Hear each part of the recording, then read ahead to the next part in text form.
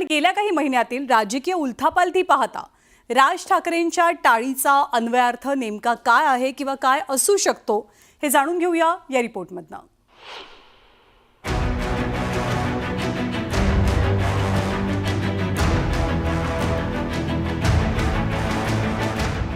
तसं ही जी शिवसेनेची सासू बसली आहे ना आतमध्ये तिथे तिचा प्रॉब्लेम आहे। अशा खेळाडूंकडे मी लक्ष देत नाही, कारण हे खेळाडू नेमकं कोणत्या कोणत्या मैदानात कोणते कोणते खेळ करतात हे आतापर्यंत लोकांनी अनुभवलेलं आहे। कधी मराठीचा खेळ, कधी हिंदुत्वाचा खेळ, कधी ह्याचा खेळ। ते नाव आहे ना शिवसेना नावाचं, शिवसेना आणि तो जो धनुष्यबाण आहे ना तो ना त्या उद्धव ठाकरेची प्रॉपर्टी आहे ना त्या एकनाथ शिंदेची प्रॉपर्टी, ती बाळासाहेब ठाकरेंची प्रॉपर्टी आहे। तिनके का सहारा एक कहावत है, तिनका तिनका इकट्ठा करके कोशिश करें तैरने की। अदरवाइज उन्होंने तो प्रैक्टिस की है समुद्र के तल के नीचे जाकर कैसा है देखने की। उद्धव ठाकरे आणि राज ठाकरेंमधील मागील काही वर्षातलं हे राजकीय द्वंद्व। 18 डिसेंबर 2005 ला राज ठाकरेंनी शिवसेनेची साथ सोडली। त्यानंतर 9 मार्च 2006 रोजी त्यांनी मनसेची स्थापना केली।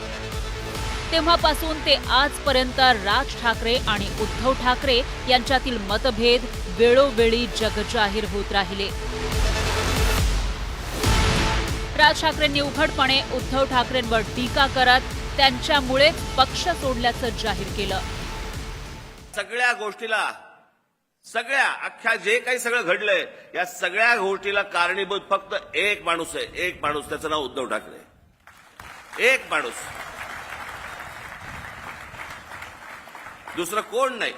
तिथून सगळी सुरुवात झाली। एका माणसाने सगळी अख्खी पक्षाची वाट लावली। अनेक लोक निघून गेले, त्या लोकांना हे म्हणतात गद्दार आहेत। अरे गद्दार तर घरात तिथे बसलाय। मागील काही निवडणुका पाहता राज ठाकरेंनी कायमच उद्धव ठाकरे आणि त्यांच्या शिवसेनेच्या विरोधात भूमिका घेतल्याचं दिसलं। 2014 साली मोदींना पाठिंबा देत भाजप विरोधात उमेदवार दिला नाही। 2019च्या लोकसभा निवडणुकीमध्ये तीव्र विरोध करत मोदी शहांविरोधात राज्यभर केवळ सभा घेतल्या। 2024च्या लोकसभा निवडणुकीत महायुतीला बिनशर्त पाठिंबा दिला आणि लोकसभा निवडणुकीतून माघार घेतली। 2024च्या विधानसभा निवडणुकीत उद्धव ठाकरेंच्या सेनेविरोधात उमेदवार उतरवले। 2019 नंतर राज ठाकरेंची भाजप आणि शिंदेंच्या शिवसेनेसोबतची जवळीक वाढली आहे। फडणवीस शिंदेंसोबतची त्यांची मैत्री जगजाहीर आहे। फडणवीसांचं दिवाळीला राज ठाकरेंच्या निवासस्थानी येणं असो, नव्या घराच्या पाहणीला राज ठाकरेंनी फडणवीसांना बोलावणं असो, एकनाथ शिंदे आणि फडणवीसांच्या शिवतीर्थावरच्या भेटीगाठी असो किंवा मग आता नुकतंच एकनाथ शिंदेंना राज ठाकरेंनी आमरसपुरीच्या जेवणासाठी बोलावणं असो, राज ठाकरेंच्या या सगळ्या भूमिका उद्धव ठाकरेंच्या विरोधातील आहेत। विशेष म्हणजे गुढीपाडव्याच्या भाषणात राज ठाकरेंनी थेटपणे भाजपला ऑफर दिल्याचंही पाहायला मिळालं होतं। आता झाला, निवडणुका संपल्या, शिमगा झालेला आहे, होळी संपलेली आहे।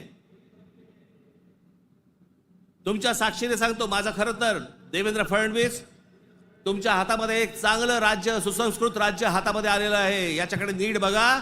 चांगल्या पद्धतीने मराठी माणसाकडे पाहणार असाल तर आमचा तुम्हाला पाठिंबा निश्चित राहील।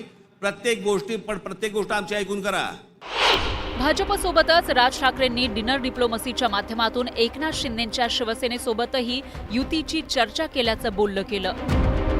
त्यामुळे एकीकडे महायुतीशी जवळीक साधत कायम उद्धव ठाकरेंना लक्ष करणाऱ्या राज ठाकरेंनी आता अचानकपणे उद्धव ठाकरेंनाही टाळी देण्यासाठी हात पुढे केलाय। ज्या वेगानं राज ठाकरे भूमिका बदलतायत त्यावरून काही सवाल उपस्थित होत आहेत। राज ठाकरेंचा भाजप आणि शिवसेनेवरचा विश्वास उडालाय का?